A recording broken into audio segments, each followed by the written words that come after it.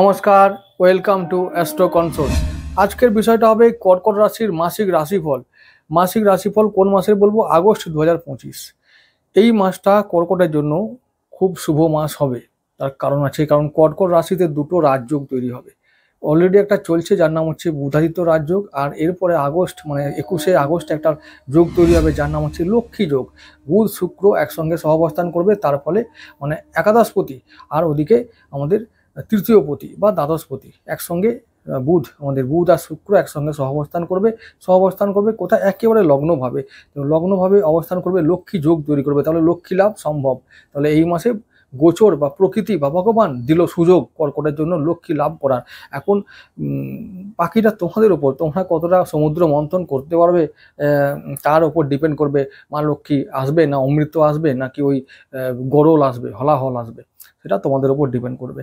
তো যাই হোক, এটা বলে শুরু করছি যে পয়লা আগস্ট আমরা পাচ্ছি দ্বাদশভাবে বৃহস্পতি ও শুক্রদেবকে, দ্বাদশভাবে মিথুন রাশিতে। লগ্নতে পাচ্ছি রবি ও বুধকে, আর কেতুকে পাচ্ছি দ্বিতীয়ভাবে অর্থাৎ সিংহ রাশিতে। মঙ্গলকে পাচ্ছি কন্যা রাশিতে তৃতীয়ভাবে, আর চতুর্থভাবে চন্দ্রদেবকে পাচ্ছি পয়লা আগস্টের জন্য। তারপরে শনিদেবকে পাচ্ছি আমরা মীন রাশিতে, এবং রাহুকে পাচ্ছি আগের মতন কুম্ভ রাশিতে, বক্রি যেমন চলে তেমনই। তাই এরকম একটা অবস্থা চলছে কর্কটের, মানে 1 আগস্ট এরকম একটা অবস্থা। তো এইবার আমাদের লগ্নভাবে ভালো রাজযোগ, তাহলে কী হবে? শরীর স্বাস্থ্যে উন্নতি, এটা ডেফিনেটলি বলা যায়, এবং সঞ্চয় বৃদ্ধি সঞ্চয় বৃদ্ধি হবে, আত্মীয়দের সঙ্গে সম্পর্কে উন্নতি হবে, তালমিল থাকবে, একটা বোঝাপড়া থাকবে। তারপরে আমাদের হচ্ছে যে অনেকে যাবে বাড়ি থেকে বাইরে, অনেক দূরে ইনকামের জন্য, কর্মের জন্য যাবে, সেটা একটা সুযোগ আসবে। বিনিয়োগে লাভ হবে, বিনিয়োগ বিশেষ করে শেয়ার মার্কেটে বিনিয়োগ করলে খুব লাভ হবে। এই সময় একটা যোগ তৈরি হচ্ছে, যেহেতু রাজযোগ আছে এখন, তো সঞ্চয় মানে টাকা দিয়ে টাকা তোলার একটা যোগ থাকছে। তাহলে ইনভেস্টমেন্ট অবশ্যই একটা বেস্ট অপশন, যে আমরা ইনভেস্ট করলে রিটার্ন পাবো, এটা হচ্ছে গোচর তাই বলছে। বাকি তোমাদের ভাগ্যে কি আছে কি করে আমি বলবো। আর কেউ যদি বলে দাদা মিলছে না কি করি, তো মিলবে না কাদের? একজনের জন্য, দুজনের জন্য, বা 1%-এর জন্য, বাকি তো মিলবে। আর এটা মেলার কথাই।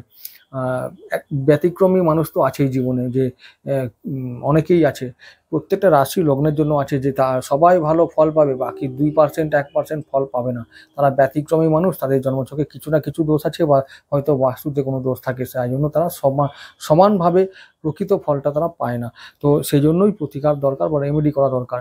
হ্যাঁ, এখন প্রপার হয় না, তো তার দায় কার? তার দায় তো তারই, যার যে গেছে বা যার হচ্ছে সেই জানে। যাই হোক, আমি শুরু করছি যে এটা বলে শুরু করব যে কর্কট রাশি ও লগ্নের জন্য এই যে আগস্ট মাস আসছে, একাধিক সম্ভাবনা ও সুযোগের দরজা খুলে দেবে। সুযোগটা আমাদের নিতে হবে, তবেই আমরা সমৃদ্ধ হব, না হলে আমরা যেমন আছি তেমন থাকবো, না হবে ভালো না হবে মন্দ। এটাই পরিষ্কার কথা, এটাই আসল কথা। রবিদেব দ্বিতীয়পতি হয়ে তিনি এখন লগ্নেই আছেন। তাহলে কি হচ্ছে?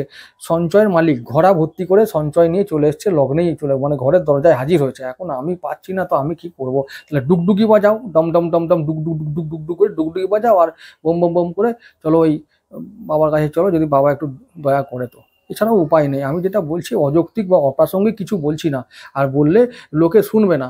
হ্যাঁ, তো এখন 2-1 জনের জন্য হচ্ছে না, তো কি করব? তো যেটা বলছি যুক্তি দিয়ে বলছি, এটাই বলার আমার কর্তব্য, সঠিকটা তুলে ধরা আমার কর্তব্য।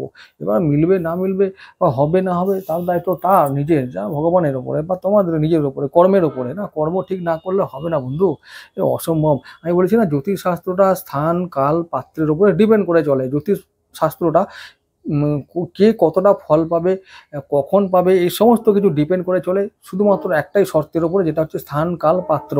এই স্থান খারাপ হয়ে গেছে, কাল বদলে গেছে, পাত্র স্বাভাবিকভাবেই খারাপ হয়ে যাবে, তার ফল হবে না। এটাই হলো ব্যাপার, স্থানকে ঠিক করতে হবে না আগে, এটা মাথায় রাখতে হবে। তো যাই হোক, শুরু করছি তৃতীয়পতির দ্বারা। তৃতীয়পতি বুধ ও দ্বাদশপতি বুধ, তিনি আছেন লগ্নেই আছে। তো কি করছেন তিনি? তৃতীয় ভাবটা কি? যোগাযোগ, বন্ধুত্ব, আশেপাশের মানুষগুলো, আশেপাশে ভাই বোন, কলিগ, এদের সঙ্গে যোগাযোগ বাড়াও ভাই, সম্পর্ক উন্নতি করো, একটু সোশ্যাল হতে হবে, সোশ্যাল মিডিয়াতে কাজ, একটু অ্যাক্টিভিটি বাড়াতে হবে, তবে আমরা কি করতে পারবো?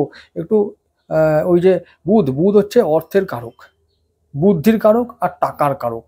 এখন বুধ যত স্ট্রং হবে, আমরা যত সোশ্যাল হতে পারবো, তত আমরা এই জিনিসগুলোকে আমাদের আয়ত্তে আনতে পারবো। খুব সোজা ব্যাপার।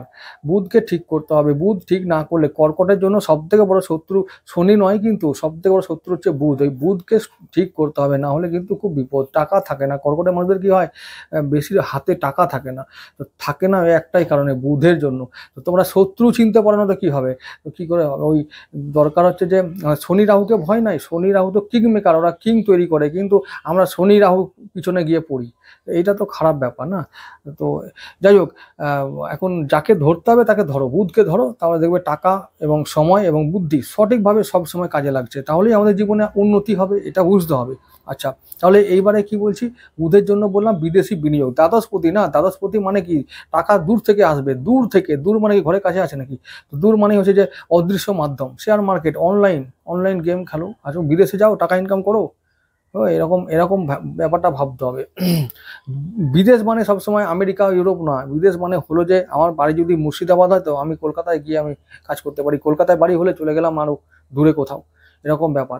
তো প্রবাসে যেতে হবে, প্রবাস মানে হলো সবসময় যে বিদেশ একেবারে সাগর পারে তা নয়, কিন্তু এটা বুঝতে হবে। তো যাই হোক, এবার চতুর্থপতি কথা বলবো। চতুর্থপতি আমাদের শুক্রদেব, আর একাদশপতি শুক্রদেব, তিনি থাকছেন দ্বাদশভাবে। তাহলে কি হচ্ছে, শুক্রদেব যে আমার ঘরের লোক, আমার ঘর দেখে, সে এখন চলে গেছে, ঘরটা দেখতে দেখতে চলে গেছে বিদেশে। তাহলে আমার কোথায় উন্নতি হবে? ঘরে থাকলে হবে? হবে না। তাহলে কেউ যদি বলে কই দাদা ফল হলো কই, আরে ঘরে থাকলে হবে না বন্ধু, ঘরে থাকলে হবে না, বিদেশে যেতে হবে, বাইরে শিখে যেতে। শুক্রের জন্য বিদেশে সবসময়, এখন বিদেশ মানে অনলাইনে কাজ করো, শেয়ার মার্কেটে কাজ করো, বিনিয়োগ করো, দূর মাধ্যমে ফোনে ফোনে কাজ করো, ফোনে over the phone, work from home, এটা করো। দেখবে ওখানে বুদ্ধি দিয়ে কাজ করলে তবে টাকা হবে আর রাজা হবে, মানে বিলাসিতা হবে আর কি, না হলে কিন্তু হবে না। ওই গতটা খেটে ডিউটি করলে, ওই এলাম গেলাম, ডিউটি कर दिया चला गया, पेट भर गया सो गया, वो করলে कुछ नहीं होगा, कुछ नहीं होगा भैया। 2 दिन পরে वो কাজ तो रोबोट करेगा, एआई करेगा, क्या करेगा तब? এই হচ্ছে ব্যাপার। তো এইটা বুঝতে হবে যে তোমার যে গতানুগতিক কাজটা আর অন্য লোক এসে করে দেবে, অন্য লোকও নয় সে, তাহলে তখন কি হবে? তাই আমরা যা করছি তা দিন দিন ডেভেলপ করতে হবে। আমি যদি একটা সিকিউরিটি গার্ডে কাজ করি না, আজকে আমাকে এমন একটা জিনিস হতে হবে যাতে আমি বসে থেকে এলাকায় সব কোথায় কি হচ্ছে বুঝতে পেরে যাই, এরকম খবর রাখতে হবে, এমন নেটওয়ার্ক তৈরি করতে হবে, এমন যোগাযোগ তৈরি করতে হবে। আমি এক জায়গায় বসে বসে আছি, ताली मारता है, ताली मारते मारते बुझता है যে কে কি করता है, ऐसा ब्रेन चाहिए अभी, नहीं तो সত্যানাশ হয়ে গেল, হরি বল করো বসে বসে। এরকম দিমাগ চাই, এরকম নেটওয়ার্ক চাই, এরকম চৌকস হতে হবে, তবে গিয়ে দুটো টাকা হবে। না হলে চৌকিদারে কি লাভ? চৌকিদার এলো, 2 থাপ্পড় দিল, ঘুম পাড়িয়ে দিল, চলে গেল চুরি করতে, আবার শুরু করে দিল। এটা অনেকে ভাববে কি না কি বলছে রে ভাই লোকটা, আরে লোকটা ঠিকই বলছে, ভেবে দেখো, না হলে আগামী দিন খুব মুশকিল আছে। কি হবে এখানে, কাজ করবে সব, আর তোমার কাজটা ও তোমার থেকে বেটার কেউ পারে, তাকে বিট করার মতো ক্ষমতা রাখো, না হলে কর্মলাভ কচু লাভ করবে, কচু কচু পাতা করো চিবাও। আর যাই হোক, চলো এবারে শুক্রের কথা বলবো। সময়কে বুঝতে হবে। আমি একটা কথা যেটা বলতে চাইছি, কথাগুলো করা হতে পারে বা হয়তো তেতো হতে পারে, বা হয়তো কেউ বলবে পাকা পাকা পাকা কথা বলে, তা আমার পাকা পাকা কথা বললে আমি বলে দিচ্ছি, যেটা বলছি সেটা শোনো, চুপচাপ বসো শোনো, না হলে হবে না। আর তোমাদের ভালো হলে তোমাদের ভালো হবে, আমাকে 1 পয়সা কেউ দেবে না, এই হলো ব্যাপার। সঠিকটা বলতে ভালোবাসি তাই বলি, আর বললে তোমাদের ভালো হলে ভালো লাগবে যে হচ্ছে কিছু, যুগটা এগোচ্ছে, সমাজ এগোচ্ছে সব কিছু। আমরা কি জানো, সত্যি কথা হলো যে আমরা অন্ধকারের দিকে এগোচ্ছি আর পিছন দিকে হাঁটছি। এটা করলে আমাদের গতি কোথায় পাবো, আর কোথায় পাবো কর্ম, আর কোথায় পাবো আমার শক্তি নাই, কিচ্ছু টাকাও নাই, কিচ্ছু নাই। এবার কি আছে দেখো, খালি কটা লোকের আছে ভাই, যার আছে তো সেই খুব সংখ্যায় তারা 1%। আমি গোটা পশ্চিমবঙ্গের কথাই বলছি, 1% আছে, 1% লোকের তো উন্নতি হয়ে গেল, তারপর বাকি 99% লোকের কোথায় কোথায় যাচ্ছে, কি হচ্ছে তাদের অবস্থা? তো এইরকম ব্যাপারটা ভাবতে হবে, সেই ব্যাপারগুলো ভেবে কাজ করতে হবে। আমি বলছি বারবার যে বুদ্ধি দিয়ে কাজ করতে হবে, মানে ওই গতানুগতিক কাজ করলে বর্তমান সমাজে আর কিচ্ছু হবে না, ওই হবে চলছে, হ্যাঁ চলে যাচ্ছে, হরি বল হয়ে যাচ্ছে, এরকম করলে আর হবে না। আচ্ছা, এবারে হচ্ছে যেটা মঙ্গলদেবের কথাই বলবো। মঙ্গলদেব পঞ্চমপতি, তিনি একদম তৃতীয়ভাবে কন্যা রাশিতে আছেন। তাহলে কি হচ্ছে, পঞ্চমপতি আর দশমপতি, তিনি কি বলছেন, তাহলে কর্ম করতে হবে। কর্মপতি মানে আমাদের কর্ম কেমন, কর্ম কিভাবে করব, কোথায় করব, কতটা করব, কর্মজীবন কেমন হবে, এটা কে নির্ধারণ করে? মঙ্গলদেব। আর ওদিকে সন্তান কেমন থাকবে, আমার শিক্ষা কেমন হবে, আমার প্রেম কেমন হবে, এটাকে নির্ধারণ করে মঙ্গলদেব। এখন মঙ্গলদেব অবস্থা ভালো নয়। মঙ্গলদেব বুধের ঘরে আছে, শত্রুর ঘরে আছে এখন, মানে আগস্টে থাকবে। তাহলে শত্রু ঘর একই তো খারাপ, অস্বস্তিকর অবস্থা মঙ্গলের জন্য, এটা 1 নম্বর খারাপ দিক। 2 নম্বর খারাপ দিক কি হলো, যে শনির নজর আছে। শনি আর মঙ্গল নজর একে অপরের দিকে নজর দিলে কি হবে, দুজনেই খারাপ হয়ে গেল। তো এটাতে ভালো ফল আছে, কর্ম লাইফে চাপ পড়বে, কর্মজীবনে চাপ, প্রবল চাপ পড়বে, প্রবল চাপ। তো এই যে চাপ পড়ছে, এবং সন্তানের ওপরে, শিক্ষার ওপরে, প্রেমের ওপরে, আত্মীয়দের সঙ্গে সম্পর্কের ওপরে, এই সমস্ত ক্ষেত্রে চাপ পড়বে, সম্পর্কে অবনতি হতেও পারে। মঙ্গলদেব ভালো ফল এখন কর্কটের জন্য দেবে না, দিতে পারবে না, চাইলেও পারবে না। যদিও রাজ্যকারী গ্রহ, কিন্তু এখনো রাজার মতন ফল তিনি দিতে পারবেন না। তাই কোন দিকে সাবধান হতে হবে, কর্মজীবনকে সাবধান করতে হবে, এখন সাবধানে থাকতে হবে। কর্মজীবনে ডে টু ডে ডেভেলপ করতে হবে, প্রত্যেকটা মানুষকে এখন করতে হবে ডে টু ডে ডেভেলপ। আজকে আমি 10টা থেকে 4টে পর্যন্ত ডিউটি করে এলাম, যা করলাম তার থেকে কাল বেটার করব, এটা ভাবতে হবে, না হলে কিন্তু খুব মুশকিল। আচ্ছা, ছাঁটাই হয়ে যাবে। কি বললাম, স্কিল তৈরি করতে না পারলে আগামী হয়তো 1 বছর 2 বছর পরে কোম্পানি বলবে বাড়ি যাও, তখন কি হবে, সেটা ভেবে চলতে হবে আমাদের। আগামী দিনটা ওরকমই দিন আসছে।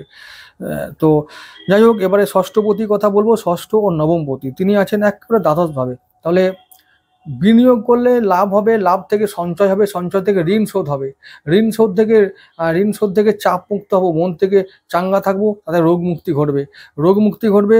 আর আমরা হচ্ছে যে আমাদের ঋণ মুক্তি আর শত্রু পীড়া থেকে মুক্তি হবে, শত্রু পীড়া থেকে আমরা মুক্তি লাভ করব। তবে অনেকেরই বৃহস্পতি যদি নিচস্থ থাকে, বৃহস্পতি রাহুর সঙ্গে যুক্ত থাকে, বৃহস্পতি যদি শনির সঙ্গে এবং বৃহস্পতি যদি বুধের সঙ্গে যদি যুক্ত থাকে, তাহলে কিন্তু আমরা উল্টে শত্রু পীড়া পাবো, রোগ পাবো, আর ওদিকে ঋণ আরও বেড়ে যাবে। এটা কিন্তু যেটা বললাম সেগুলো আবার ভালো, যেটা বললাম সেটা খারাপ হয়ে যাবে। তখন আবার বলবে দাদা মেলে নাই, আমি কি করব, মিলে নাই। আমি এটাও বলে রাখছি তাই জন্য, যে এই সমস্ত কম্বিনেশন যদি জন্মছকে থাকে তাহলে কিন্তু হবে না। বৃহস্পতিকে নিচস্থ যদি জানবে, জন্মছকে যদি একটাই গ্রহ যদি নিচস্থ হয়ে যায়, তাহলে পুরো লাইফটা গেল, এরকমই একটা ব্যাপার হয়।